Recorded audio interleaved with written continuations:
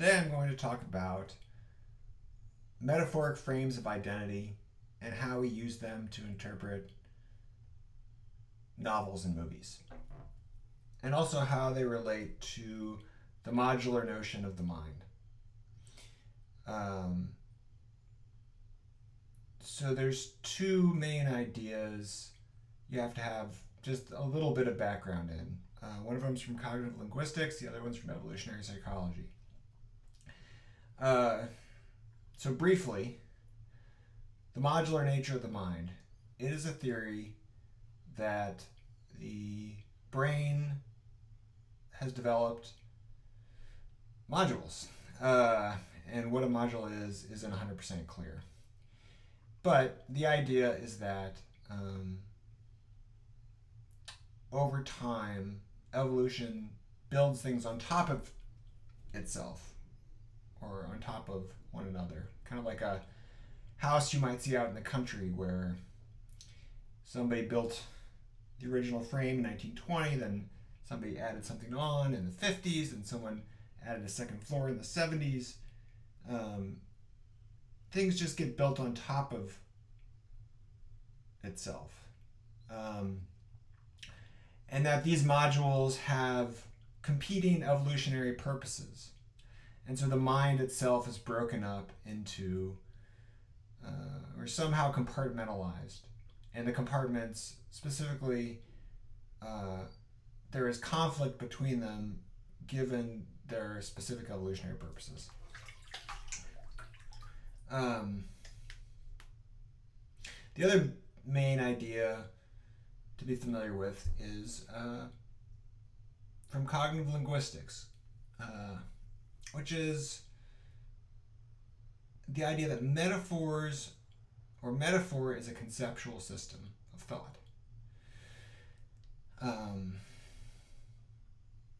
You were taught most likely in grade school that metaphor is a play on language that's used artistically by writers and poets. This isn't true. Metaphor is a conceptual system. And we take the physical experience that we have with our body and we use that as a means to talk abstractly about things. So I'm sitting in the bathtub, you sit in hot water, you take on some of that heat, right? And there's the expression in hot water. And the expression in hot water follows very closely with the actual physical experience of being in incredibly hot water. And that heat can be associated with danger. Heat can be associated with a lot of things. Heat can be associated with passion. Heat can be associated with affection. Heat can be associated with anger. But in this case, heat's associated with danger. So being in hot water, you're in a situation which is dangerous, which is then affecting your own bodily temperature. So when we think about abstract ideas, this is the best way we've come up with breaking them down. And identity and the self is an incredibly abstract thing to think about. And so we have a lot of different metaphoric ways that we use to talk about it. One way we talk about the self is the self is a collection of objects, like a pile, right? And so that pile can be collected and put together. That pile can be scattered and all over the place. And these basic ideas give rise to all sorts of expressions. I'm such a mess. I feel all over the place. Get your shit together. Calm and collected, right? The basic underlying idea is that the self is a collection of objects that can be in various states of organization.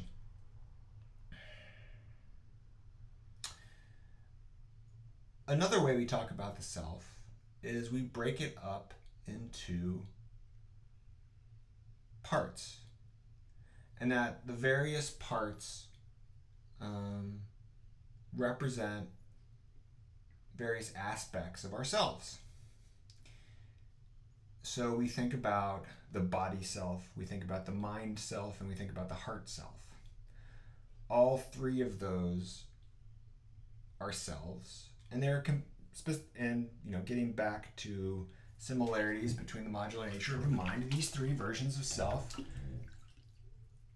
are somewhat antagonistic to one another. And we talk about this fairly regularly. It's like, oh, my body wanted this, but my heart wanted that, but my mind told me to do this. And that the underlying idea is that these three selves are essentially in conflict with one another, and that following one is going to piss the other two off, and or at least can. Now, in novels do a very similar thing, and there are many different ways you can interpret, but here's just one that I think is particularly useful.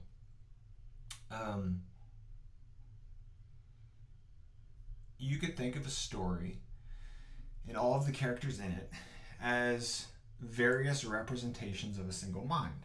I feel like this is a common interpretive device where you could look at a story like Anna Karenina, for instance, and each one of the major characters is a part of Tolstoy. Possibly a better example would be Journey to the West, where you have 4 main characters, each representative of a different part of the human mind that is trying to work together to accomplish, the journey. That's a fairly straightforward one because it's related to Buddhism, and Buddhism seems to have a good understanding of this dynamic, the conflicting parts of the mind.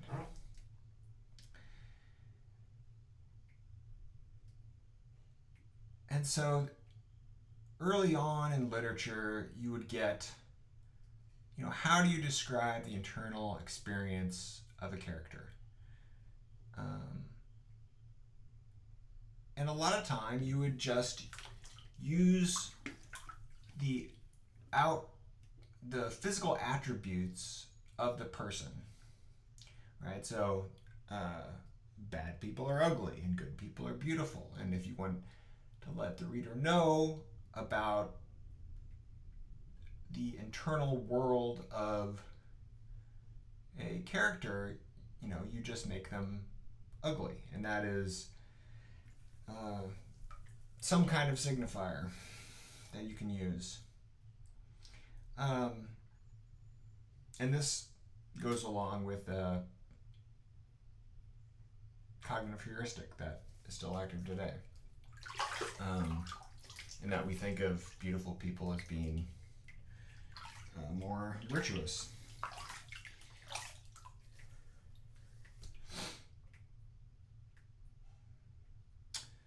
So, that's not a particularly deep or satisfying way to describe a character, though.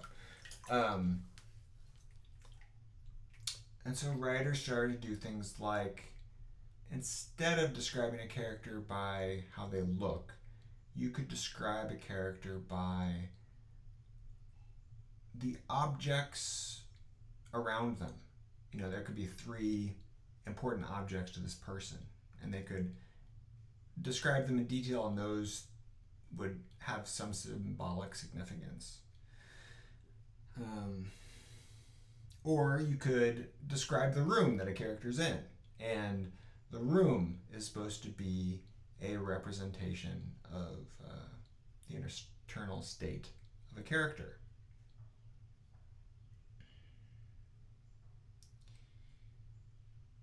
Now with movies, the novel, again, it's a lot easier because in terms of depicting internal states, You can just go into the inner dialogue of the character. You can show all these things. It's one of the most effective parts about writing.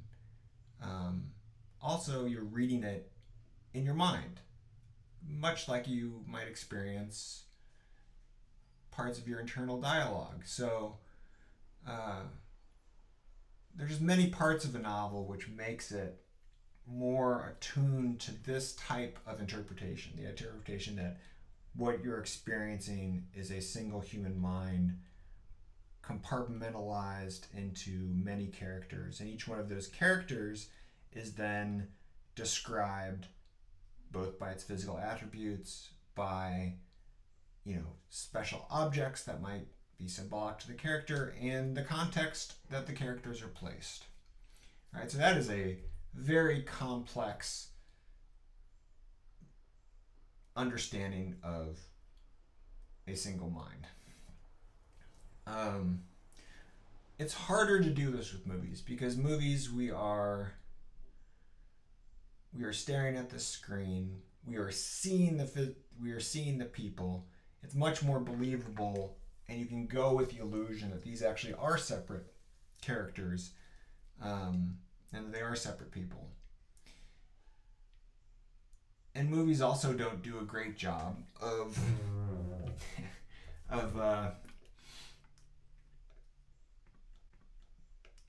being able to depict internal states of being. Right? You have voiceover, which is never very satisfying and usually seems kind of cheesy. And you have characters that will stare out of a window, smoking a cigarette late at night, and you're supposed to interpret that as they're thinking deeply about something. But movies have a problem with this.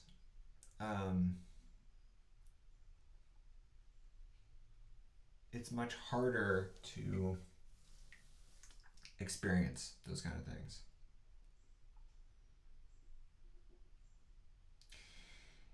So here's the question. We do this with almost everything. We metaphorically compartmentalize and break things up this way. So is the modular notion of the mind, is that so central to how we experience reality that it has manifested in language to such an extent? Or is it the other way around? Is it that we are so entranced with this one particular metaphor that we project it onto the mind? And really, this isn't how the mind works at all, but this is just the metaphor that we use to try to interpret almost everything.